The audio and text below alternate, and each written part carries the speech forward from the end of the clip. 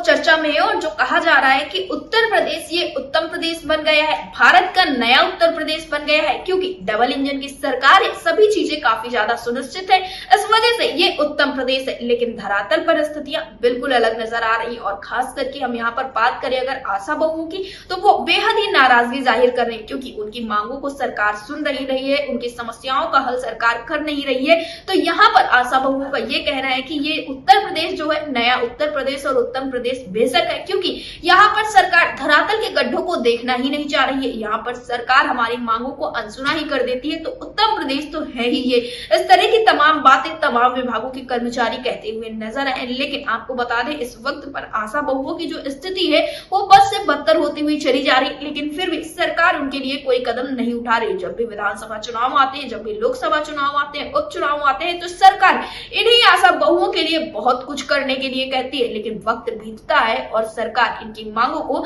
ठंडे बस्ते में डालती हुई नजर आती। फिलहाल इस वक्त में जो बहुत सारी खबरें निकलकर सामने आई है उससे आपका दिल दहल जाएगा, क्योंकि हाल फिलहाल में एक खबर निकलकर सामने आई जिसमें देखा गया कि एक आशा बहू के साथ दुष्कर्म किया जाता है, तो वहीं दूसरी तरफ एक अस्पताल के लेबर रूम के बाहर आशा बहुओं का प्रवेश वर्जित लिख दिया जाता है। ये देखते ही आशा बहुओं में और ज्यादा नाराजगी व्याप्त हो जाती है और इसके लिए आज आशा बहुएं ज्ञापन पत्र भी सौंप रही है अधिकारियों को। लेकिन सबसे बड़ा सवाल ये खड़ा होता है कि क्या ज्ञापन पत्र सौंपने से, क्या आंदोलन करने से सरकार इनकी बातों को सुन रही है? क्योंकि सरकार तो यही करती है, ज्ञापन पत्र लेती है और कहती है कि समस्याओं का हल होगा, आंदोलन होता है, आंदोलन को आश्वासन देकर स्थगित करा दिया जाता है। तो इस वजह से अब आशा बहुओं ने कहा एक महा आंदोलन होगा, उसके बाद कोर्ट का रास्ता अपनाया जाएगा, क्योंकि ये उत्तर प्रदेश उनके हिसाब से बिल्कुल भी उत्तम प्रदेश नजर नहीं आ रहा है। फिलहाल इस पर प्रदेश अध्यक्ष रेणु राजभर का क्या कुछ कहना है, आप भी सुनिए। रेणु जी, आपका हमारे चैनल अटल टीवी पे बहुत बहुत स्वागत है। धन्यवाद आपका। रेणु जी, हाल फिलहाल में कुछ खबरें चल रही हैं जिसमें ये बात कही जा रही है कि इस वक्त पर जो उत्तर प्रदेश है वो एक उत्तम प्रदेश है और इसी के साथ भारत का ये एक नया उत्तर प्रदेश है, क्योंकि डबल इंजन की सरकार है, कर्मचारियों को अब किसी भी समस्या का सामना नहीं करना पड़ रहा है। अगर उनकी कोई समस्या है तो सरकार की तरफ से हल किया जाता। तो क्या आप इस उत्तम प्रदेश और नए उत्तर प्रदेश से सहमत नजर हैं? देखिए, उत्तम प्रदेश और नया उत्तर प्रदेश में सहमति तो मेरी बनेगी एक ही मुद्दे पर कि यहाँ पर समस्याओं को देखो ही नहीं जी, सुनो ही नहीं।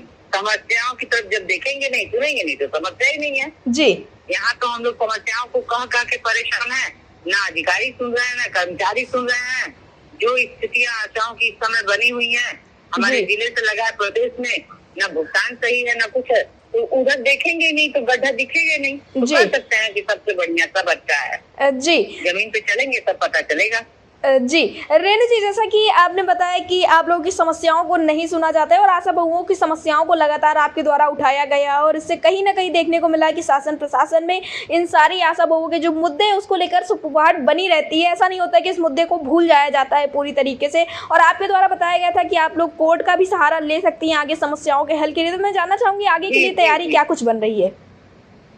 जी, आगे की रणनीति यही बन रही है, क्योंकि अभी नया समस्या एक आपके ही चैनल से हम लोगों ने एक टेलीकास्ट करवाया था जी, जो आशा प्रवेश निषेध जिला अस्पतालों में लिखा गया है जी, और इसको इतना अपमानजनक भाषा शैली का प्रयोग किया जा रहा है कि आशा प्रवेश, इस अस्पताल पे लिखा होना चाहिए दलाल प्रवेश निषेध जी। हाँ, वहाँ दलाल खुलेआम घूम सकते हैं, आशा नहीं जा सकती। आशा जो कि गाँव से लाभार्थी को लेकर शहर में अस्पताल में जाती है और वहाँ आशा नहीं जा सकती जी। और इस समस्या का भी अभी तक कोई निस्तारण नहीं हुआ है, जबकि ये न्यूज भी टेलीकास्ट हुआ था और आज हमारी आशा बहुएं जो जिले पर ज्ञापन देने गई हैं सीएम साहब जी। तो क्या इसी मुद्दे को लेकर आप लोग ज्ञापन देने के लिए पहुंचे हैं? जो आप लोगों का जो प्रवेश था उसे वहां पर जाने से लिए मना कर दिया गया था, इस वजह से आप लोग ये ज्ञापन पत्र सौंपने पहुंचे? इसी मुद्दे पर हमारी जो जिला यूनिट है, अर्बन यूनिट, वो आज लेटर दे रही है सीएम साहब जी। लेकिन रेणु जी, इस बीच में ये देखने को मिलता है कि ज्ञापन पत्र आप कितने भी भेज दें, आंदोलन भी आप लोग करती हैं, लेकिन सरकार की तरफ से आश्वासनों के अलावा अभी तक कुछ खास देखने को नहीं मिलता है जी। इसी के लिए कहा जा सकता है कि ये एक नया उत्तर प्रदेश है और एक ऐसा उत्तम प्रदेश है जिसमें समस्याओं को सुना ही नहीं जाता है, समस्याएं दिखी ही नहीं जाती, हल किया ही नहीं जाता है, तो बिना समस्या का उत्तर प्रदेश जी। रेणु जी, आपने जैसा कि बताया था आप लोग एक बड़ा आंदोलन करेंगे, उसके बाद आप लोग कोर्ट की ओर रुख करेंगे, तो मैं आपसे जानना चाहूंगी कि इसकी क्या कोई अभी तारीखें निश्चित की गई हैं या कोई समय आप लोगों ने ऐसा सोच के रखा गया? की गई है, लेकिन जल्दी आपको तारीख से अवगत कराया जाएगा जी, क्योंकि बिना बिना रोए तो लग रहा है माँ भी दूध नहीं पिलाती, तो ये लोग सुनने वाले नहीं हैं। जी, यानी कि रेणु जी उत्तम प्रदेश आप भी मान रही हैं कि एक नए प्रकार से ये उत्तर प्रदेश को उत्तम प्रदेश बनाया गया है। जी जी, रेणु जी अटल टीवी से जुड़ने के लिए धन्यवाद। आपका भी बहुत बहुत धन्यवाद।